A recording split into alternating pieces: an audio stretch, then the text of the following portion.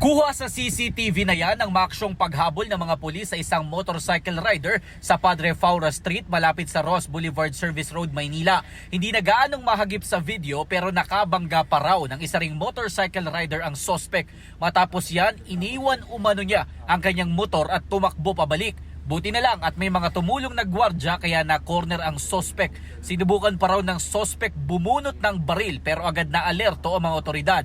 Nakuhanan siya ng 9mm na pistol na walang dokumento. Ayon sa pulisya, bago ang habulan, una nang nakita ng mga pulis ang lalaki sa Taft Avenue. Habang nagpapatulya itong mobile ng Bacobo PCP, may nasita sila ng isang individual dito na nagkaroon ng self accident. At nung lalapitan nga nila ito para tulungan, kagyat ito sumakay sa motor at pinaharurot ito kaya nagkaroon ng habulan.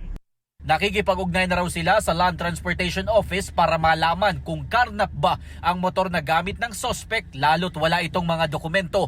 Ayon sa pulisya, isa sa ilalim din sa ballistic examination ng baril na narecover sa lalaki para malaman kung nagamit ba ito sa krimen.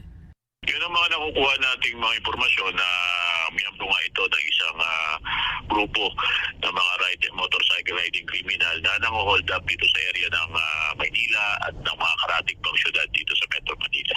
Tumili rin ito sa gun for hire. Sinubukan naman naming makapanayam ang suspect. Paiba-iba ang kanyang pahayag tungkol sa baril. Yung baril na yun, sir, na ano ko lang yun, sir, eh. Napulot ko lang yun, sir, eh. Wala po talaga akong dalang baril. Helmet lang. Itinanggi naman niyang miyembro siya ng mga riding in tandem na sangkot sa pang-hold up. Paliwanag niya, kaya niya sinubukang tumakas ay dahil may banta umano sa kanyang buhay dahil marami raw ang may gusto sa kanyang nobya. Hawak na ng Ermita Police Station ang suspect na maharap sa reklamong resistance and disobedience to a person in authority at paglabag sa Comprehensive Law on Firearms and Ammunition.